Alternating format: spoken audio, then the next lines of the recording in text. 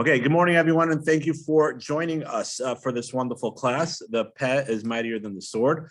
Today's class, we're going to continue to do it for a continuous for Shalema for my father-in-law, Yom Tov ben Zlata Masha. May he have a complete recovery, and all of other people in all of the Jewish people that are ill or sick. Unfortunately, there's way too many. May they all have a refuah Shalema speedily and quickly and healthy. Okay, so I wanted today to start a little different. Today I want to start off with the quote. Now, usually we start off with the halacha, and today I want to start off with the quote. The quote really to me, right? I was like looking and thinking about it, and I think it's a cute quote. First, we're on day 80, page 232. Day 80, page 232, and the quote is on page 233. So the quote is a very interesting quote. It comes from the Medrash, right? And it says, when the tongue is good, there is nothing better than it. But when it goes bad, there's nothing worse, right? So our tongue, and let's just talk about this quote for a second. Our tongue is where we get our taste buds from, right? The more sensitive, that's why children, they say there's just millions of Hashem's creation. I don't know the science, so please don't quote me on it, right? But there's millions and millions of taste buds on the tongue, and the children, right, the younger the kid, their taste buds are not so sensitive. That's why they, certain things are like right away react, and when you get older, you might start liking it. Because some of the taste buds sort of start going away, as we get older, right, our taste buds change, right? So sometimes when we're much older, we're able to, things that are sharper, whatever it is, and of course, each person's taste buds is slightly different. But if you have a good tongue, which we're referring to the taste buds of the tongue in regarding food-wise, and we'll switch it over to the other thing in a minute. That's the beauty of this quote.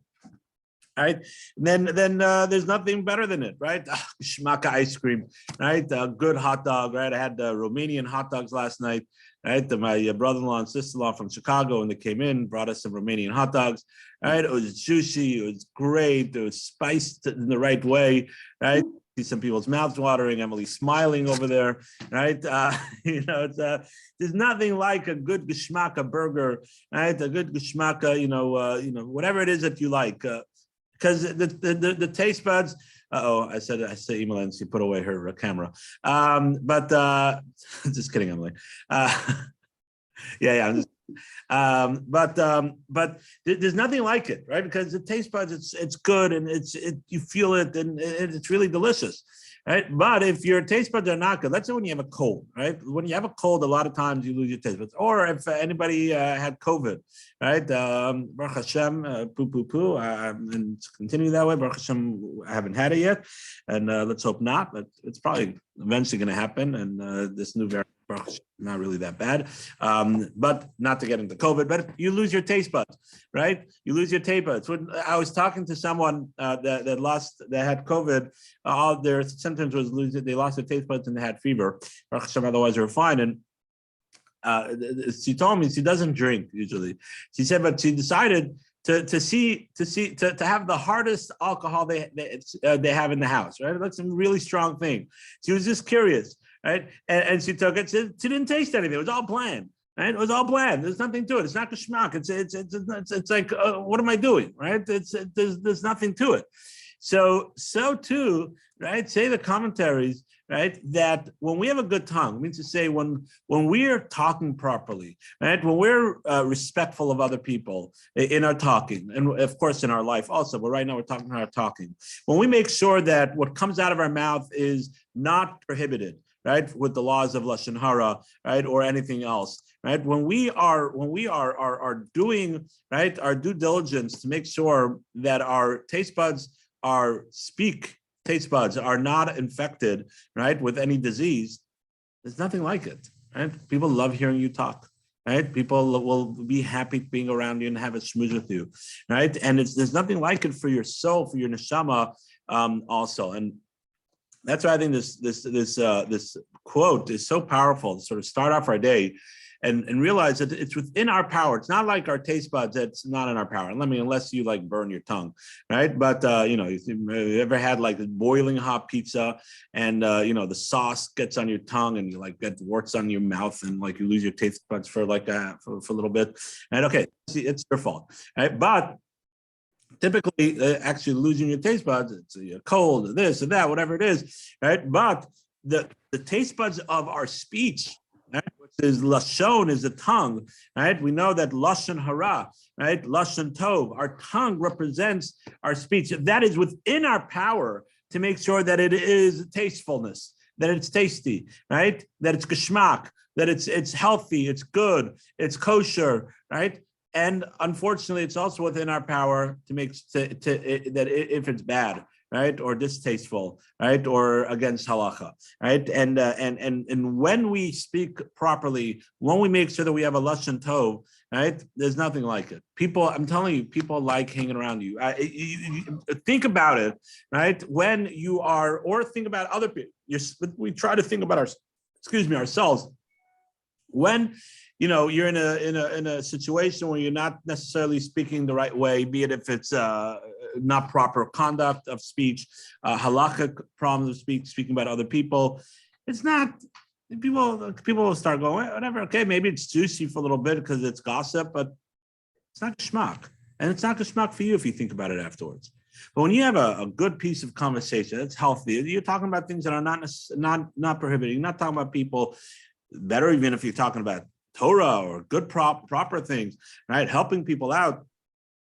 There's nothing like it, right? There's a certain sense of a feeling that you have that you feel good about yourself, right? You feel good about yourself, and just to take a little deeper, just like taste buds, right? Taste buds is something unique. You see something beautiful, you see.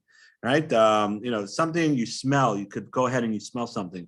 Taste buds is it's in your tongue, and for each person it's slightly different, right? It's not like we can make our taste buds, right? You could train yourself to like certain things or not, right?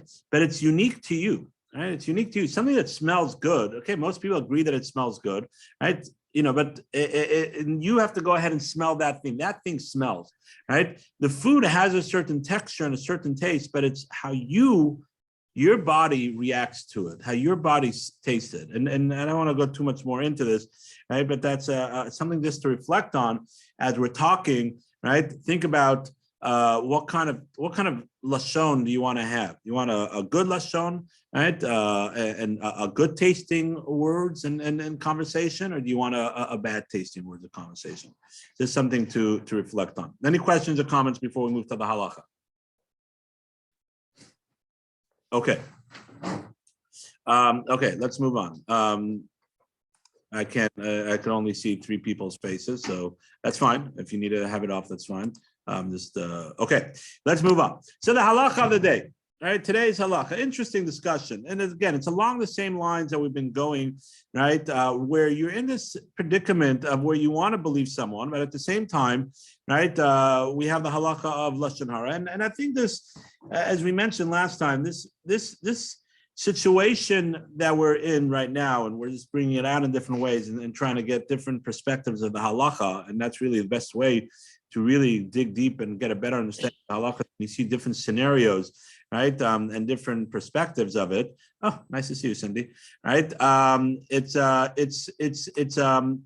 what's it called again? It really, I think, the more I think about it and having different conversations with people, I think these halachas are so crucial and important because it's something that really, especially if you're a little bit involved in communal life, or even if you're not, you have kids to worry about, you have family, you have school, you have community, you have friends. These halachas are so important because these are really surgical. You have to have your surgical knife or your Mila knife, right?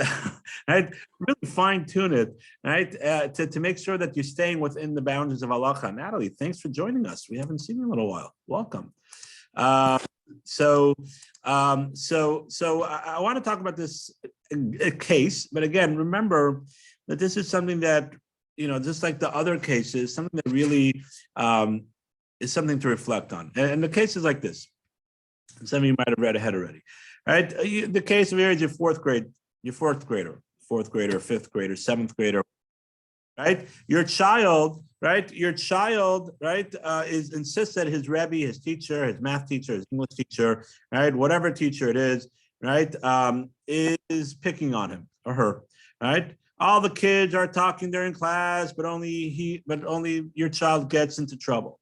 And 6 kids forget their homework, but only the teacher, the rabbi, whatever it is, who cares, right? Forces him to stay in recess and to do the work, right?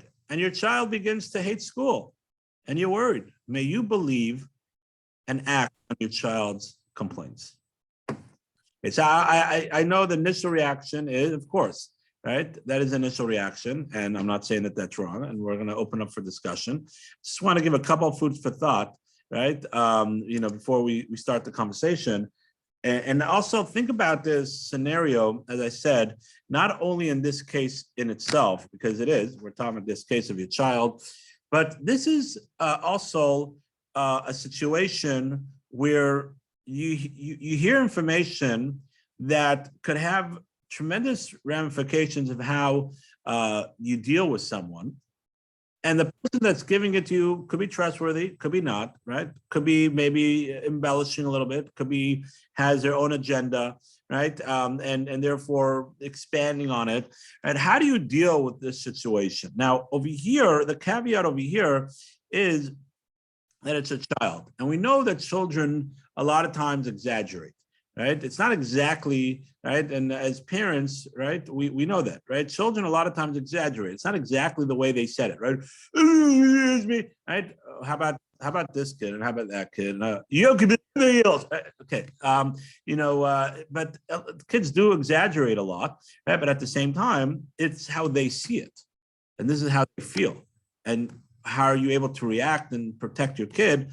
And even if the kid doesn't hate school, I'd say they're going to extreme. The kid's starting to hate school. Let's say the kid's not hating school, but he's constantly complaining. It's not a good relationship for the teacher. It's not healthy for your child, even if he's able to, look above it, right? But still, if your kid's constantly telling you something, right, how do you react in this scenario? And the way we understand this scenario will also give us insight into other situations where it might be the caveat slightly different because maybe the person is more believable, or maybe the person has an agenda, right? Or for a different reason, maybe there's a reason to doubt the extent of what the person is saying, right? So that's the question. I want to hear what you have to say. Suzette, thanks for joining us. Anybody? Thank you. Okay, I'll start us off. Oh, okay, go ahead, Gene. Oh, my hair doesn't scare you. Jim.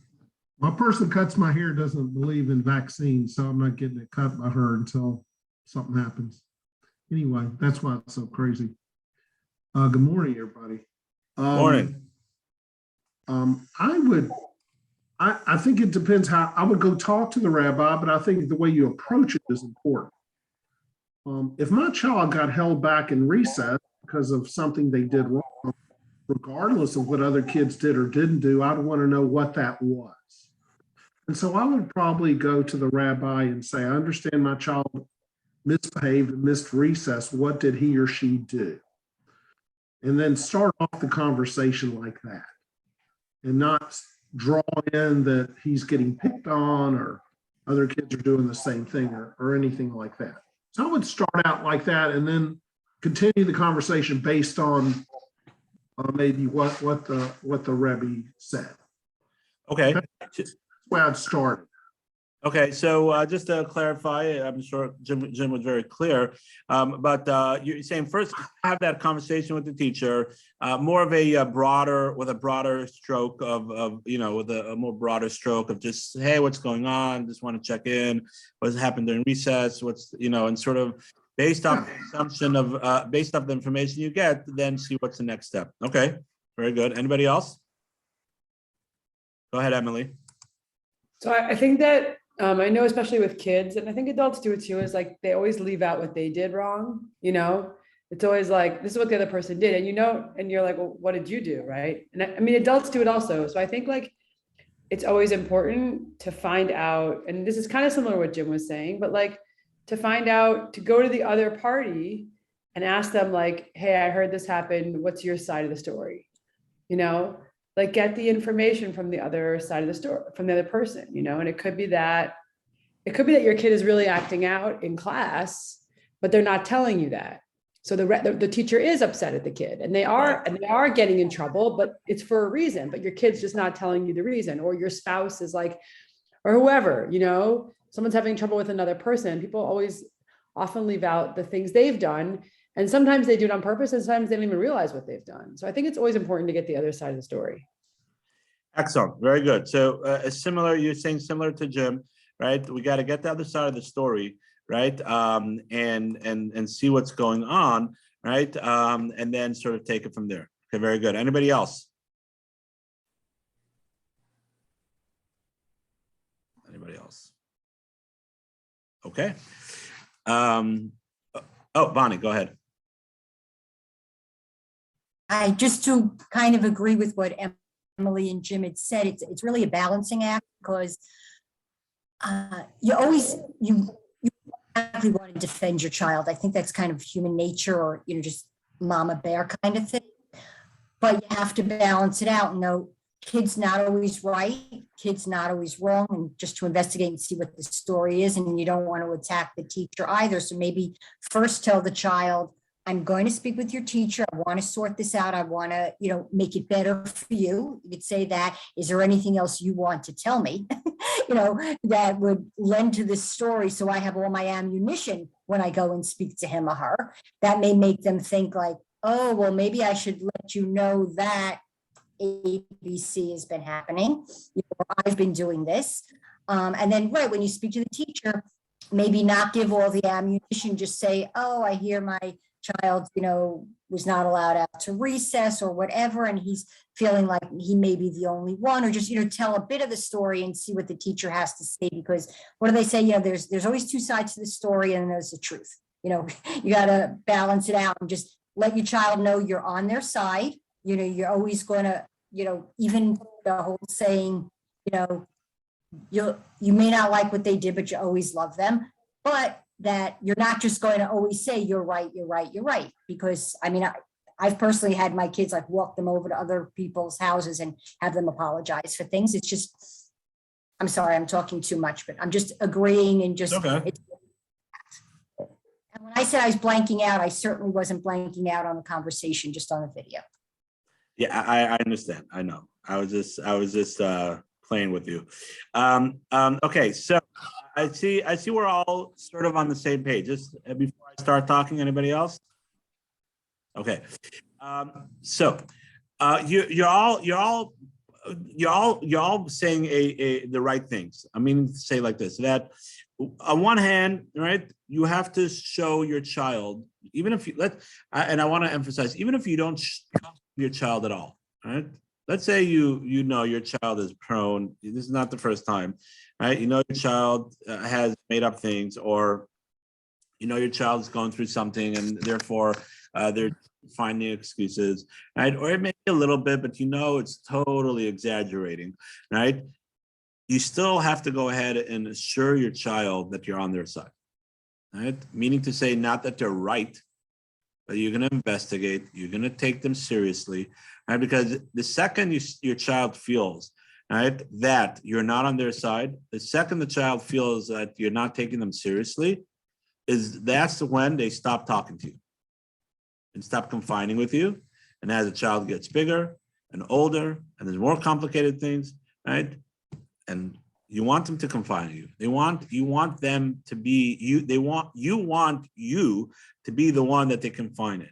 You want them to come to you, right, when real trouble happens. We're not doing the boy that cried wolf over here that we're not going to listen to, right, or her. Is because it is extremely important that the child knows, right, that you will look into it. Now, afterwards, you looked into it, and you tell the child, hey, listen, you know, I looked into this and I took your words to it, but, you know, it's not the first time that if it's totally made up or totally exaggerated, right, this is nothing to do with Lashon Hara. This is this education. And then you sit down with the child and say, hey, listen, this is not the first time. We have to be careful how we say things, how we, you can really get someone in trouble if you exaggerate. You could really, I looked into it. When you make things up, it's not a good thing, right? You have that conversation with your child afterwards, after you showed your child that you looked into it, right? And give them that lesson and importance of not making things up or not exaggerating things to the extent where they could really hurt someone, not necessarily physically, but in other ways, right? But that's step number one, and the first thing that we have to put out there. We have to always make our child feel that we're listening to them and not just pushing them aside, right? That's just, again, you're making things up, right? No, leave me alone. It's enough, right? It's terrible parenting, right? You gotta make sure your child knows. Afterwards, then good parenting comes along also, and you say, you're taking that. You've done this again, all right? We gotta learn about how to make sure that you see the situation the right way. You don't make things up. And blah, blah, blah. Now, regarding the halacha over here, regarding Lashon Hara, right? So the halacha is, like we've spoken about beforehand, and it like you're all saying, you have to look into it. Even if you know your child is making this up, right, or exaggerating, right? Regarding to'eles for the child, right, you have to go ahead and investigate. But investigate in a way, right, that you guys all gave different today. You go and talk to the teacher. Hey, how's my child doing? I heard something about recess or whatever it is, right? You have to do it in a way that you're not taking the words of your child in a way that you believe him, right? Because remember, Lashon Hara is 2 points. Lashon Hara is the speaker, and Lashon Hara is the one that is listening, right? So afterwards, if they're wrong, you have to give your child the lesson of Lashon Hara. Hey, don't make things up. Lesson of Lashon Hara, it's also, there's also prohibition, isser of talking negative about other people, especially when it's not true. Even if it is true, over here, if it is true, then you're allowed to, because the child's allowed to come and talk to you about it, right? But accepting the information, we spoke about, there's a difference of accepting the information and checking out the information. And this, I think, this point over here, we've sort of jumped around a little bit, right? We've talked about it in different scenarios, right? But over here, I think is a great example where you hear a piece of information that might be true, might not be true. Let's say take away that the child constantly makes things up, right? He's just a regular child, right? So it's possible that he exaggerates, but it's that if he's coming to you, that's probably something happened, right? Maybe not to the extent, but something happened, right? So this is a prime example of where you have to act upon the information with chachma, with wisdom, right? Not blaming the other person, right? Not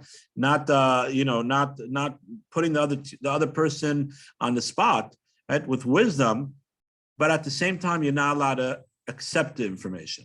And I know that sometimes people think that that's a contradiction, right? If I'm acting upon it, that means to say I accept information. And in the secular world, that might be that way, because the only reason why I'm acting upon it is because I accept the information and I hear the information. But in Judaism, right, there's a fine difference in between believing that it's true and being wary, right, and acting and checking out of the difference. Right, and the difference is like this, and we spoke about this in other times. We spoke about this when we did Pirkei Avos many moons ago. Right, some people on here that were with us for Pirkei Avos. Right, the Pirkei Avos tells us, and it's from a pasuk in the Torah. Right, don't judge someone until you're in their feet. Right, in their feet. Right, or the definition of don't judge someone else. Right, what's the idea of not judging someone else? And we spoke about not judging someone else doesn't mean to say that you can't react on what's happening. Judging someone else means to say that you are blaming that person, you are looking down at that person, right? You think that person is a bad person, right? Because of the actions or the things that they're doing or saying, right? Where you don't know where that's coming from. Now, the action could be a bad action, and we have to react on it. we have to put locks on our doors, and in certain areas, right, we lock our cars. And it's funny. We this past Shabbos we had Devorah's friend from New York, right? That came to visit. They have she teaches there, so she came with another single friend, and she came to the house. She said, "So do I have to lock the door?" Right? I said, "No, we only lock the door at night." She said, "What?" Right? In New York, every time you walk home, you walk into the house, you lock the door, right? Okay, I know this is being recorded, right? But it's going out there. But if we're in the house and we're hanging around and it's during the day, well, we don't lock the side door, right? There's no reason for it, right? But in New York, right? Every time you have to lock the door, right? You got to lock the door every time, right? So of course you have to be careful. It's not judging the people of New York. It's just the reaction. It is what it is, and that's the same thing. Right? Oh, the same thing over here, right? We have to react on the information that we get, but it doesn't mean to say that you believe the information that you get. You have to go ahead and make sure that you do. And it's the same thing. If let's say someone tells you about a neighbor, or someone's telling you about a congregant, or if you're on boards or things like that, and you hear some information and there's certain things, people are not paying, whatever it is, and you have to go ahead and speak to them or whatever. You can't judge the person, and you can't necessarily believe the information until you see it right hand. And then when you see it right hand and it's true, then you can't judge the individual, but you have to react on it. You have to do something about it.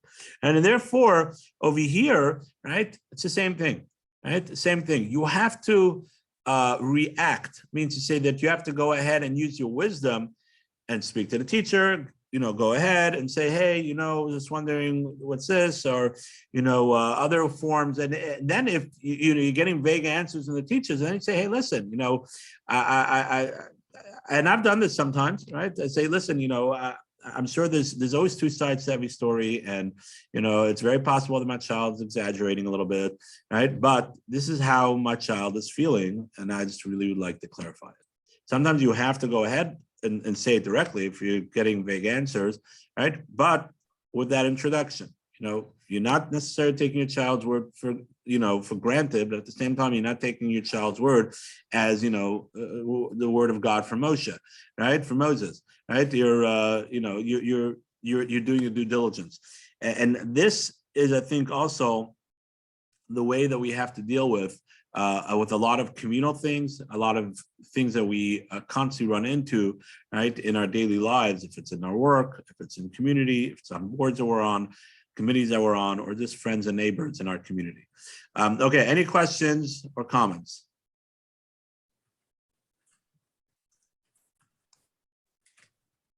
Okay, wow. Okay, so the hour's getting late. We're going to finish this chapter. We're up to the end of chapter 8. Just want to talk about one more thing, and that is grow your good eyes, right? So over here it said, I'm not going to go through the whole paragraph, but I want to talk about one thing that they say over here, and it's something very interesting, right? So what happens when you're, right, you see Lashon Hara comments, if you can't get the conversation to stop, and you can't walk away, what can you do to mitigate this situation, right? So sometimes we're stuck, right? Friday night, you have people at your table, right? Or whatever, you're going for a walk, right? You're at a kiddush, right? You're at work, and your coworkers come over, and you try, and you say, "Hey guys, right? Okay, right? Hey, look, my gosh, the Super Bowl's coming up. It's so cool, right? Did you watch that game? We're not interested in football, right? Super Bowl, forget it, right? So what are you supposed to do, right? So one tactic is to quickly step into the victim's shoes and think of a justification for his words or her words, right, and actions. Then voice your perspective, right? This is especially important if the speaker is speaking to a group of people. As soon as you present some alternative explanation, you've managed to cast at least a little doubt on the truth, right, of the negative story, right? So just a little idea, right?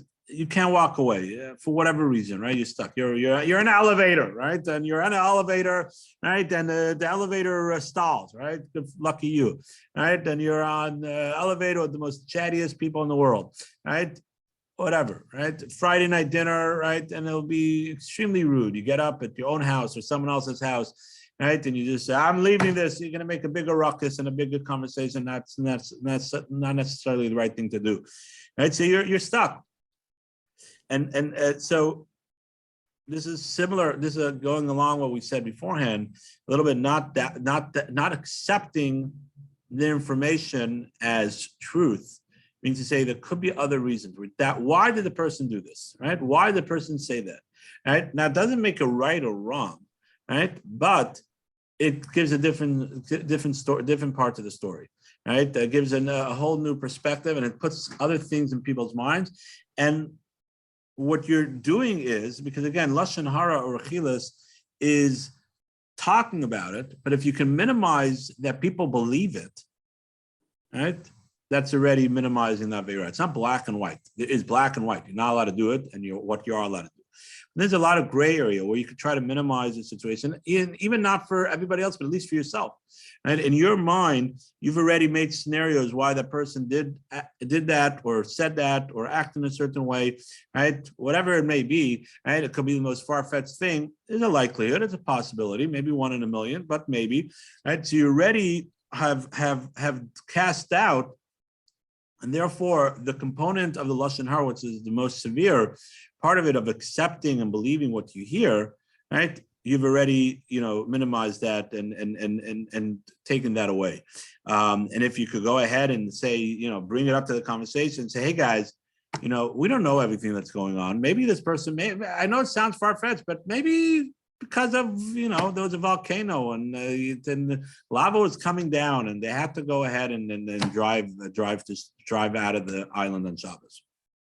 It sounds far-fetched. I don't know what I'm thinking right now, but I don't know, right? This is something, try to be a little more realistic than that, right? Because people could see people could probably hear if there's a volcano, but think of something and once you throw it out there, right? And it's not as exciting anymore because, there might be a good reason why the person did it. A lot of times the conversation will move itself away, right? And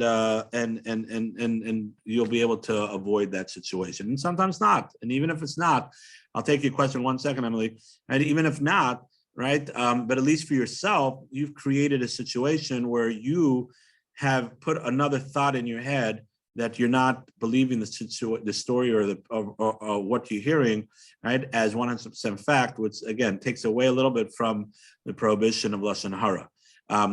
Okay, I'm going to stop the recording.